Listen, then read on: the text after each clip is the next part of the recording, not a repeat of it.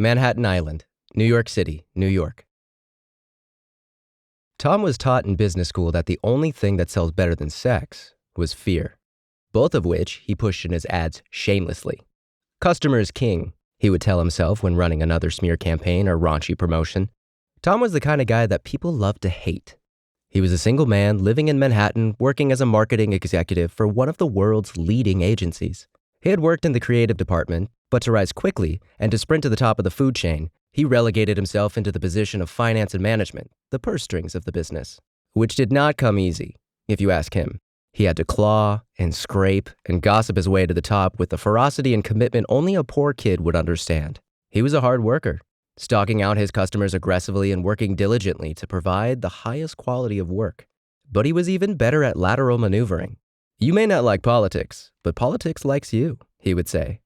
He even went as far as firing an unpaid intern for getting a potential client the wrong coffee order. The soul-sucking sound of offices, the routine chatter, and the endless loop of corporate politics is the perfect place for a person like Tom. Like a Saculina parasite on the womb of a crab, the only thing he knew how to do was to exploit and devour and grow.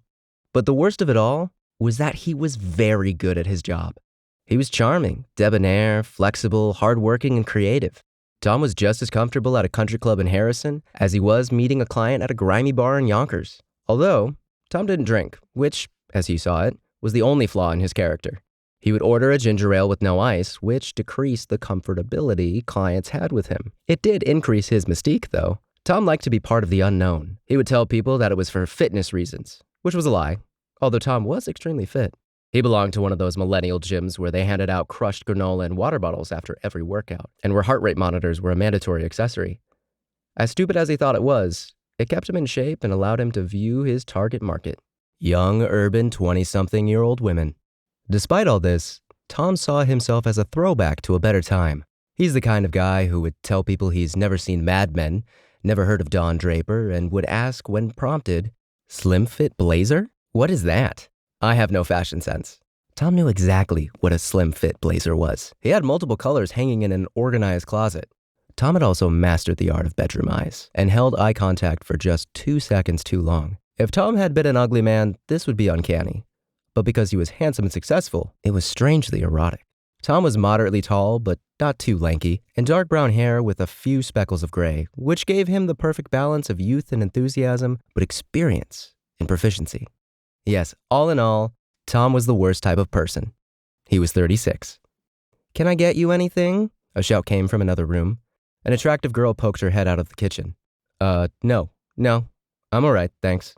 Tom looked up from a letter and smiled at a woman standing in his penthouse kitchen. He was sure to smile, as he had recently had a cosmetic dentist appointment which whitened his teeth, $1,000 per tooth. The woman shrugged and went back into the kitchen to make herself something to eat. "You sure?" she shouted. "I make a mean omelet." Tom stared in her direction and had to gather his memories for a name. Emily. Yes, Emily. She was getting her master's in botany or something to do with plants. "Yeah, I'm good." "What?" she shouted again. "I said, I'm good," Tom said sweetly. Tom was beginning to hate her. As she clanged away, Tom looked around his apartment. From the Upper West Side view, he could see the Hudson River. And past that, New Jersey in all of its mundane, dingy beauty. Looking towards the other side of his apartment, he could even see a sliver of an early autumn-colored Central Park, which made him overwhelmingly happy. Everybody knows if you can see the park from your apartment, you've made it. The only problem was that Tom wanted to see the entire park. Less New Jersey and more Central Park. Less Jersey, more park.